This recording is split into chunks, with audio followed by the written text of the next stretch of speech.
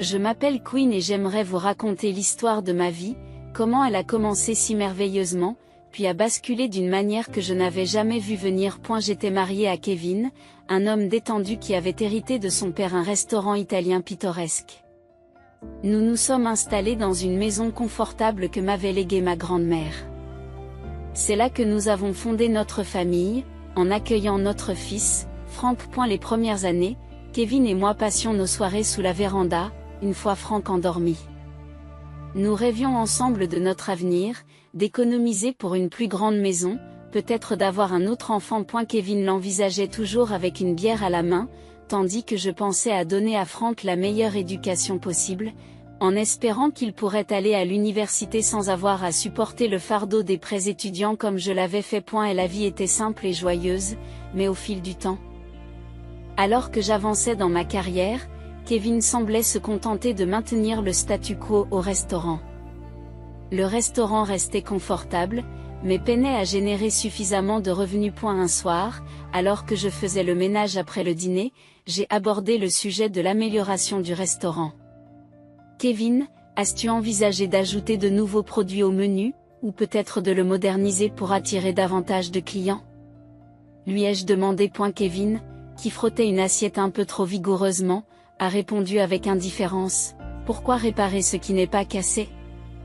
Nous nous débrouillons bien, mais nous pourrions faire beaucoup mieux, ai-je rétorqué. Kevin a claqué l'assiette, la frustration étant évidente. Pourquoi es-tu toujours en train d'insister? Tu ne peux pas te contenter de ce que nous avons? J'en ai assez que tu en veuilles toujours plus, s'exclame-t-il. J'ai laissé tomber la conversation. Mais il n'y avait pas que le restaurant qui posait problème. Au fur et à mesure que je devenais orthodontiste, la tension montait. Kevin passait de plus en plus de jours au restaurant, ne travaillant pas vraiment, évitant simplement de rentrer à la maison. Souvent, il se retrouvait chez sa mère et dans sa maison. Un jour, après qu'il ait passé une nouvelle soirée chez sa mère, je l'ai confronté. Tu es encore allé chez ta mère hier soir, Kevin? Quand tu es là-bas, tu crois que c'est qui gère tout ici? Lui ai-je demandé. Et elle a roulé des yeux et jeté ses clés sur la table. Oh, tu t'en prends à lui. Maman me comprend et elle ne me harcèle pas pour que je gagne de l'argent ou que je travaille plus, a-t-il rétorqué. Cela m'a fait mal, d'autant plus que j'avais comblé ses déficits. J'envoyais même 9 cents par mois à Anna pour l'aider. Il devenait de plus en plus difficile de gérer toutes nos factures et nos dépenses. Plus tard dans la semaine, j'ai appelé Anna pour lui expliquer notre situation financière et la nécessité pour Kevin de contribuer davantage. Anna, je fais ce que je peux, mais Kevin doit s'impliquer davantage. J'ai expliqué que nous avions des difficultés. Au lieu de faire preuve de compréhension, Anna s'est mise sur la défensive. Queen, tu es sa femme. C'est ton rôle de le soutenir, pas de le pousser à bout. Tu veux toujours que mon fils change. Tu ne vois pas le problème, accuse-t-elle. La colère monte en moi. Je le soutiens, Anna, plus que tu ne le crois. Je t'envoie même de l'argent tous les mois.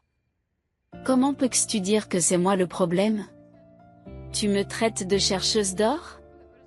C'est moi qui compte chaque centime pour nous maintenir à flot. J'ai répondu. Ces mots m'ont piqué avant qu'elle ne raccroche brusquement. À la tombée de la nuit, j'ai repensé à notre conversation, me sentant à la fois frustrée et attristée par la tournure qu'avaient prise nos vies.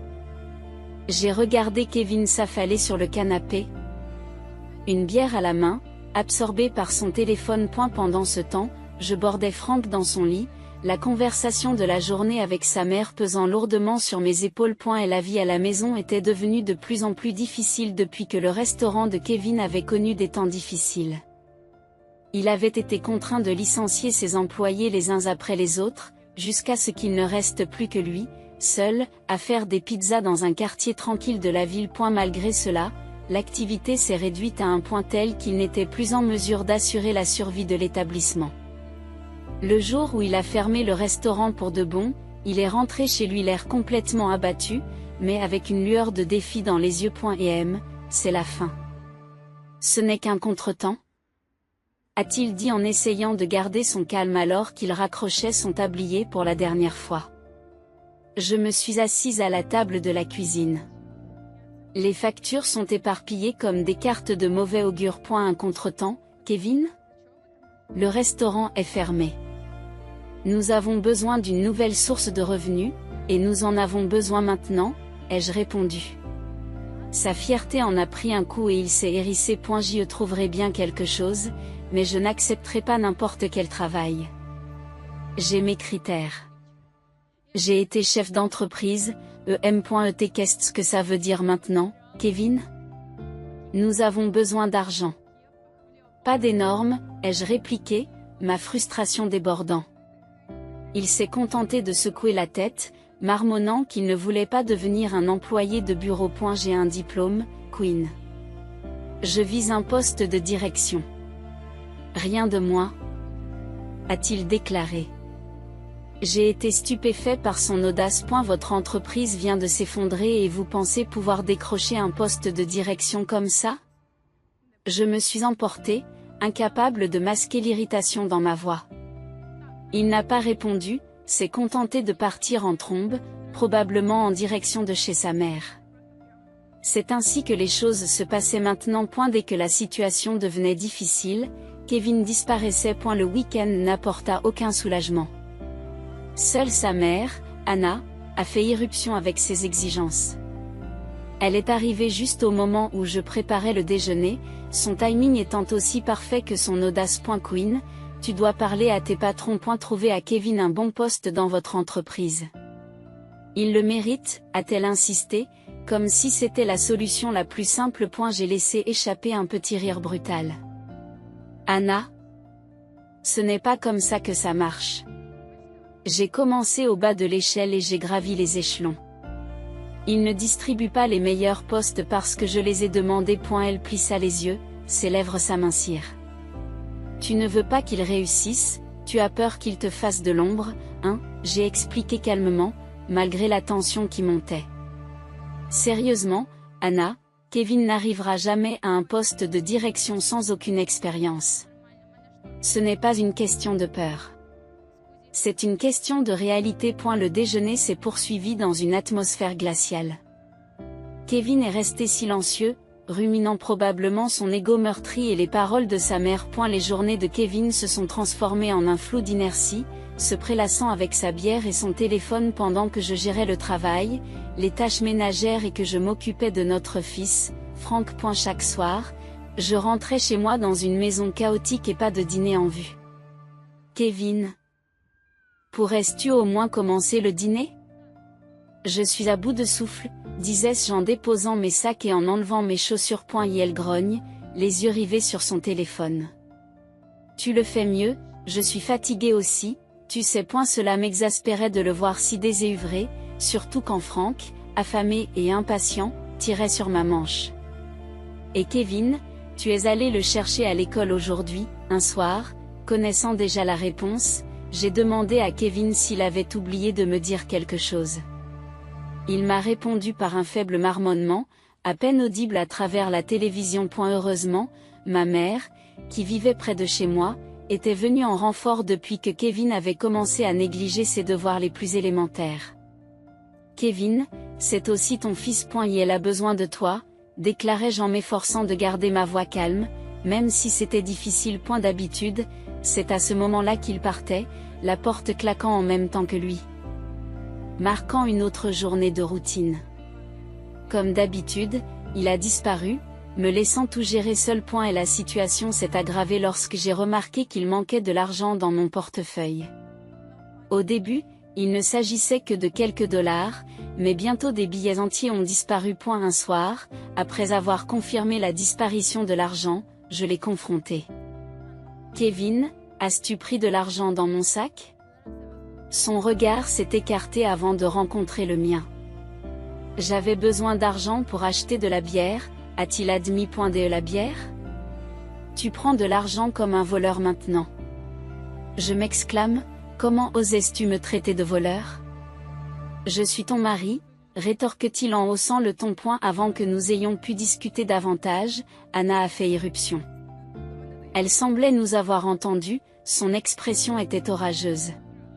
Queen, Tout ce qui t'intéresse, c'est l'argent. Tu ne vois pas que cet homme a du mal à s'en sortir, tu devrais le soutenir? Pas l'accuser. Le soutenir en le laissant me voler? Et Franck? Et ses factures? J'ai répondu, ma voix devenant de plus en plus forte à mesure que le stress des derniers mois atteignait un point d'ébullition. Kevin s'est effondré sur le canapé, ignorant qu'Anna et moi nous disputions à son sujet, les yeux fixés sur un point lointain.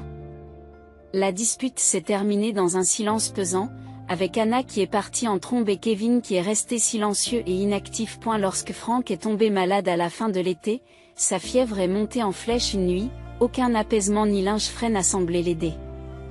Assise à côté de son lit, le thermomètre à la main, je sentais mon cœur sombrer à chaque bip confirmant que la fièvre ne tombait pas. Kevin, comme d'habitude, n'était d'aucune aide, absorbé par son téléphone sur le canapé. Kevin, peux-tu vérifier s'il nous reste des médicaments contre la fièvre?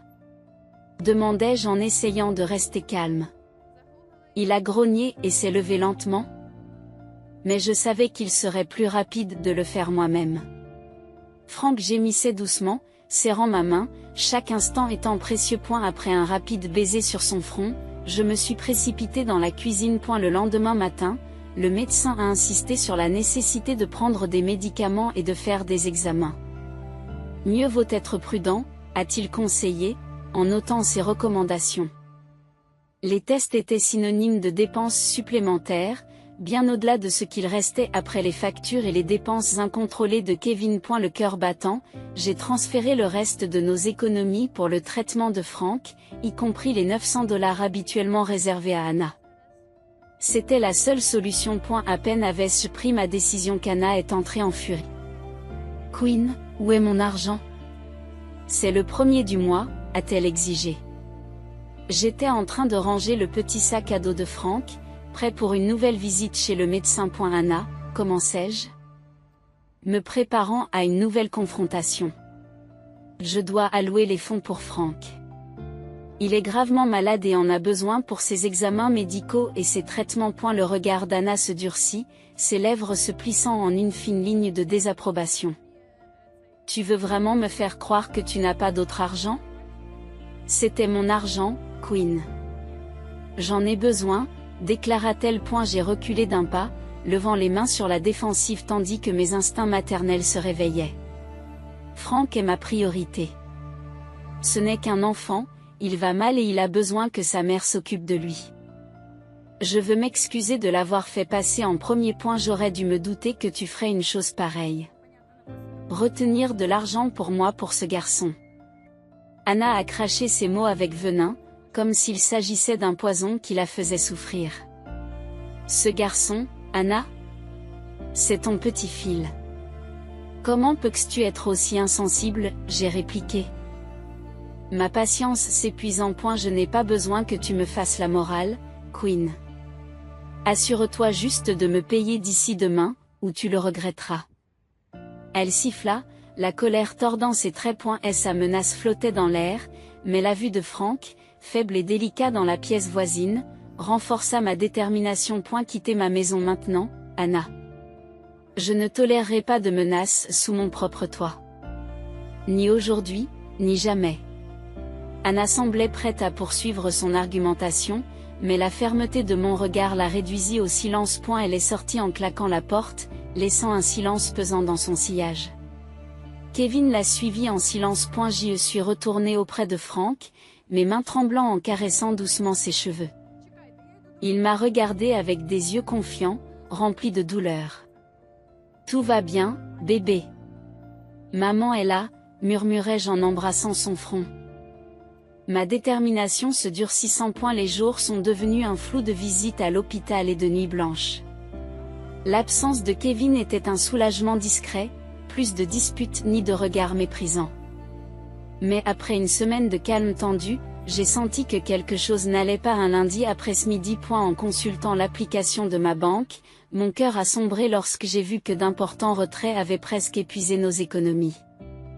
La panique m'a serré la poitrine tandis que je faisais défiler l'historique des transactions, chaque retrait étant une trahison. Il était inutile d'appeler Kevin. Elle n'avait pas répondu depuis des jours. Résolument, j'ai bloqué la carte pour mettre fin à son vol. Dans la tourmente, j'ai réalisé la profondeur de l'égoïsme de Kevin. Une semaine après sa disparition, Kevin est revenu. Pas seul, mais avec Anna à ses côtés. Ils m'ont trouvé au milieu d'un chaos de jouets de Frank et de factures médicales éparpillées sur le sol du salon. Queen. Nous avons des nouvelles, déclara Kevin. Un étrange sourire en coin. J'ai gagné à la loterie, 27 millions de dollars. Et non, tu n'en verras pas un centime. Je demande le divorce. La pièce semble tourner. Et Frank ? J'ai réussi à le dire. Le rire d'Anna m'a fait froid dans le dos. Oh, Queen, toujours le martyr. Tu as sous-estimé mon fils pendant trop longtemps. Maintenant, il est riche et tu n'es rien. Il trouvera quelqu'un de mieux, de plus jeune. Kevin acquiesça, ramassant un sac de sport près de la porte. Oui, je déménage pour aller vivre avec ma mère. Tu te débrouilleras tout seul, n'est-ce pas, Anna, exceptionnellement douée pour la manipulation, entoura Kevin de son bras et le conduisit vers la sortie. Laissons la chercheuse d'or à Wallow et à son chaos. Nous avons bien mieux à faire. Suggéra-t-elle avec suffisance tandis que la porte se refermait derrière UX. Et la réalité du moment me frappa de plein fouet. Trahison, abandon, vol. Kevin m'avait abandonné, ne laissant derrière lui qu'un chagrin d'amour et d'immenses défis. Pourtant, alors que le choc initial commençait à s'estomper, une détermination ardente a commencé à grandir en moi. Il pensait pouvoir me détruire, me rendre brisé et sans le sou. J'étais résolu à ne pas laisser cela se produire. D'une voix ferme, j'ai appelé mon avocat. Kevin a utilisé nos fonds communs pour acheter ce billet de loterie. Je veux contester les gains, ai-je déclaré. Mon avocat, bien que prudent, m'a soutenu. Et la bataille sera rude, Queen, mais nous y mettrons tout notre cœur, m'a-t-il assuré. En raccrochant le téléphone, j'ai senti le poids de la lutte à venir s'installer sur mes épaules. Pourtant, une force nouvelle m'habitait, tempérée par cette trahison. Pour moi, pour notre fils Frank, j'étais prête à me battre, pas seulement pour survivre cette fois, mais pour la justice. À l'approche de l'audience, mon avocat, Maître Adam, et moi-même avons été plongés dans un tourbillon de préparation. Nous avons méticuleusement compilé tous les éléments de preuve, les relevés bancaires, les documents financiers, tout ce qui démontrait que j'avais soutenu financièrement notre foyer alors que Kevin n'y avait rien contribué. Queen, c'est un dossier solide. Le fait qu'il ait utilisé votre carte bancaire pour acheter le billet de loterie est notre point fort. Monsieur Adam m'a rassuré alors que nous étions assis au milieu de piles de documents dans son bureau. À l'approche de la date de l'audience, les tensions couvaient juste sous la surface de ma routine quotidienne. Puis, 4 jours avant l'audience, Kevin et Anna ont fait une apparition inattendue. J'étais dans la cuisine, Frank jouant à mes pieds, lorsque j'ai entendu la portière de la voiture claquer. Ils ont fait irruption par la porte d'entrée, le visage rouge de fureur. Tu vas vraiment faire ça? Coudre ton propre mari. Kevin a beuglé, sa voix résonnant dans la petite pièce. Anna se joignit rapidement à eux, le ton tranchant et rancunier. Cupide. C'est ce que tu essaies de réclamer ce qui n'est pas à toi. J'ai tenu bon, sentant Frank se presser contre ma jambe pour me réconforter. Ce n'est pas seulement l'argent de Kevin. Il a acheté le billet avec nos fonds communs. Des fonds que j'ai fournis parce qu'ils ne contribuaient pas. J'ai répliqué calmement, la colère suscitée par leurs accusations renforçant ma détermination. Le visage de Kevin s'est déformé avec dédain.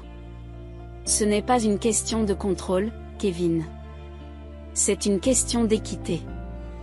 Tu es parti, tu te souviens? Toi et ta mère vous êtes moqués de moi, vous avez dit que je n'aurais plus rien. Leurs cris auraient pu s'intensifier. Mais j'étais déterminé à ne pas laisser cela se produire devant Frank. Vous devez partir maintenant. Nous réglerons cela au tribunal, dis-je fermement. Leur départ a été bruyant et chaotique. Mais une fois qu'ils furent partis, la maison me parut plus claire, plus pure. J'ai serré Frank contre moi, lui murmurant que tout irait bien. Dans la salle d'audience, l'atmosphère était tendue. Kevin était assis en face de nous, son avocat lui chuchotant à l'oreille, tandis qu'Anna me lançait un regard hostile. Lorsque Monsieur Adam a présenté les relevés bancaires et les documents financiers, les preuves étaient indéniables.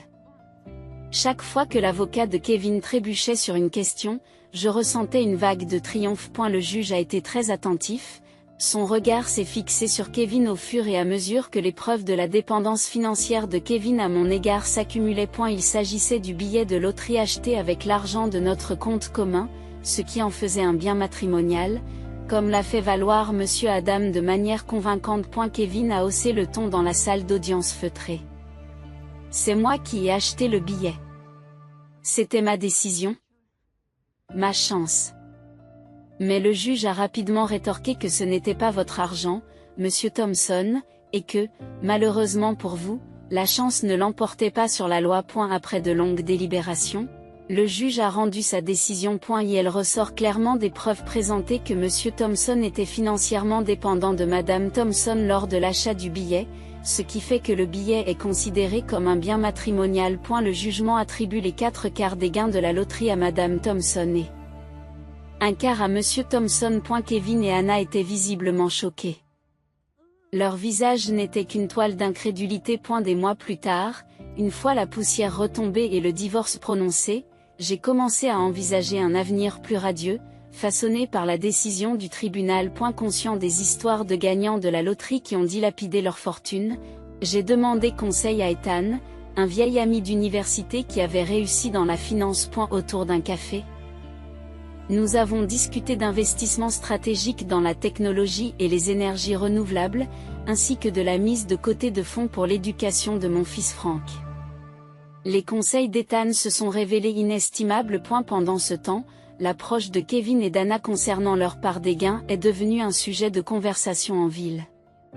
Kevin s'est offert une nouvelle voiture de sport, tandis qu'Anna s'est offert des bijoux et des vêtements somptueux, se délectant de son nouveau mode de vie. Un après-midi, alors que j'allais chercher Frank à l'école, un ami m'a raconté avec enthousiasme les dernières nouvelles concernant les achats extravagants de Kevin et le mode de vie luxueux d'Anna.